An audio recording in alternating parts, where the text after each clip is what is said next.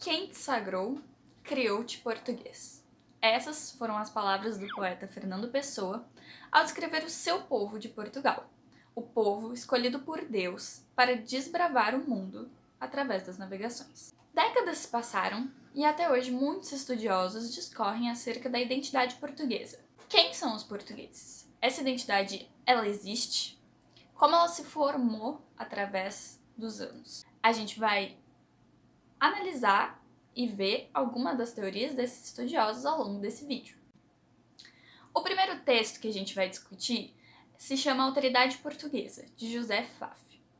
Esse texto, ele busca entender como um povo que viajou por tantos lugares e conheceu diversas culturas diferentes, inclusive colonizou esses lugares, como esse povo não se perdeu, como não perdeu a sua cultura, né?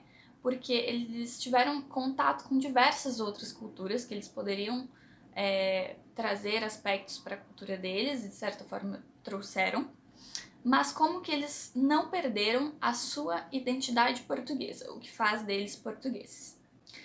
O texto então explica que essa seria justamente a principal característica dos portugueses, a fácil adaptação a diversas culturas diferentes.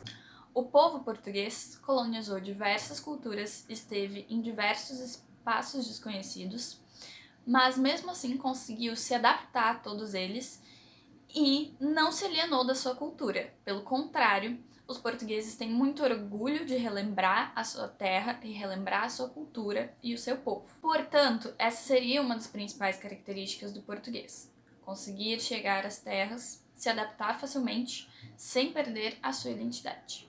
Outro texto que também discorre sobre esse tema é o texto Identidade e Memória, de Eduardo Lourenço.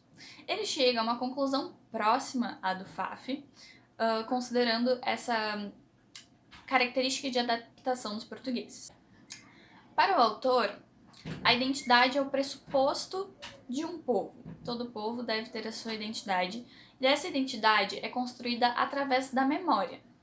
Portanto, sendo os portugueses um povo que gosta muito de relembrar os seus feitos antepassados, as navegações, todo esse passado glorioso que os portugueses tiveram, eles, portanto, não teriam um problema de personalidade, assim como o autor cita em outros países, mas sim eles teriam um problema de hiperidentidade, justamente por causa desse contato com outros povos. Isso aconteceria, portanto, porque os portugueses têm encanto por contemplar as diferenças de outras culturas. O texto também cita Fernando Pessoa ao dizer que o português tem a sublime vocação de não identidade. Ou seja, assim como citado anteriormente, o povo português tem essa fácil adaptação e, portanto, uma multi-identidade ou uma não identidade por causa dessa mistura de todos os povos.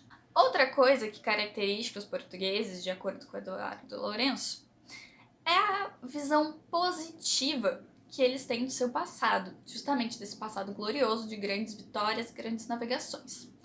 Mas isso traz algumas consequências para o presente que podem ser até de certa forma ambíguas.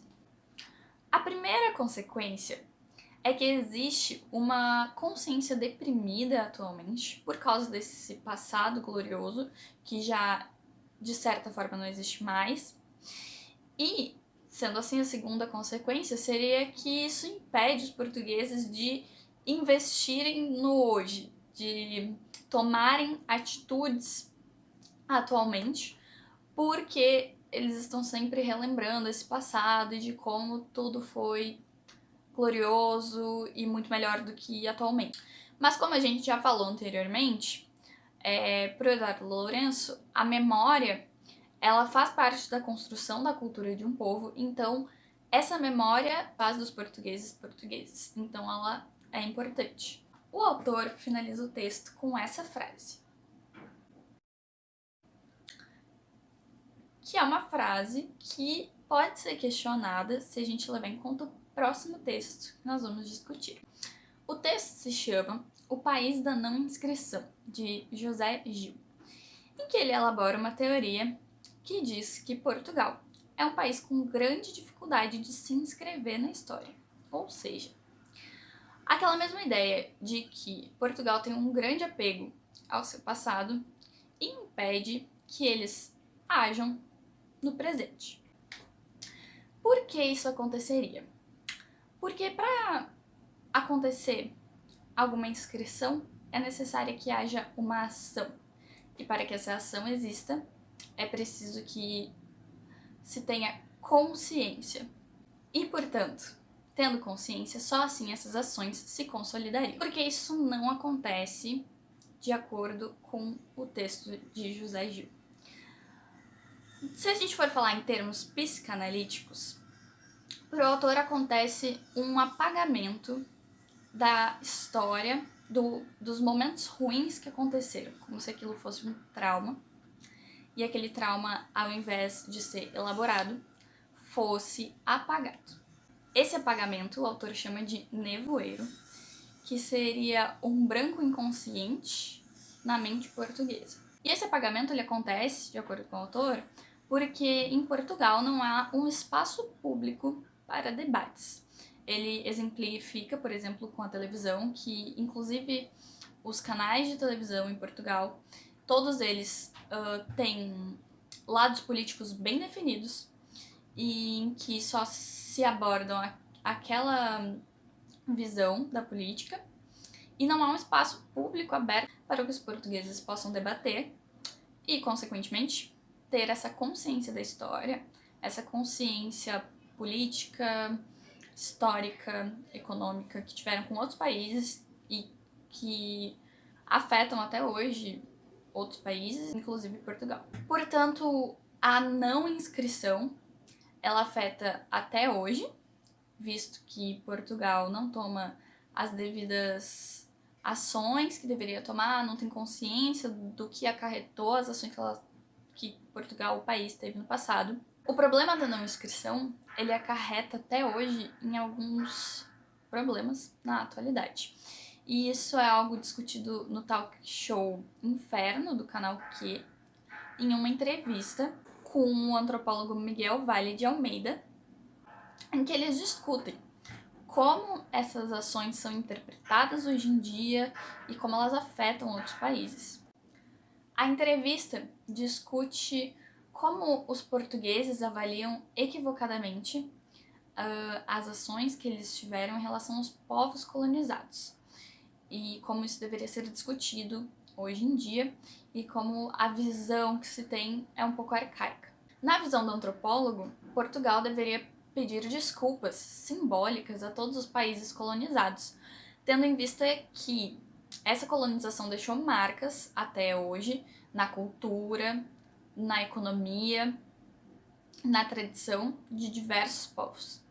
O antropólogo afirma que expansão, colonialismo e descobrimento estão tão atrelados que torna-se um assunto difícil, até perigoso, de ser discutido, de se tocar em Portugal. Está tudo misturado. Expansão, escravatura e colonialismo. Sim. É um contínuo? É um contínuo. Está tudo metido num bolo, que é o bolo da expansão, dos descobrimentos e do colonialismo português. E da glória portuguesa.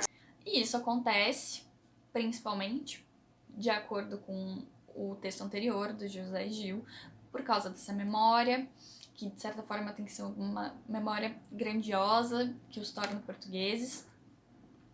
Então, realmente é algo que abala algumas estruturas quando esse assunto é discutido. Essas são algumas visões, né, sobre a identidade portuguesa que a gente pode abordar. Uma identidade relativa, possivelmente complicada de se debater, e que tem muitas visões diferentes, né, tanto dos portugueses quanto de brasileiros e de outros estudiosos.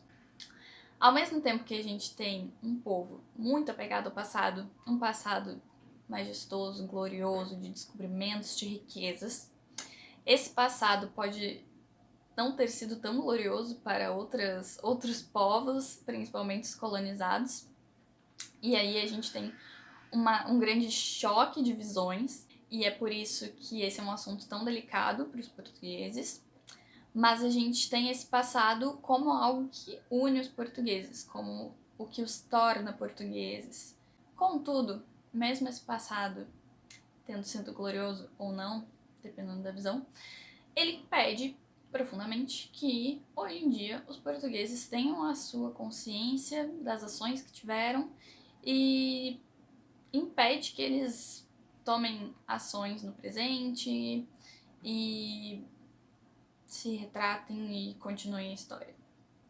Revisitar essa memória pode ser um processo incômodo, visto que esse passado talvez não tenha sido tão glorioso, mas sim muito mais devastador para outros povos.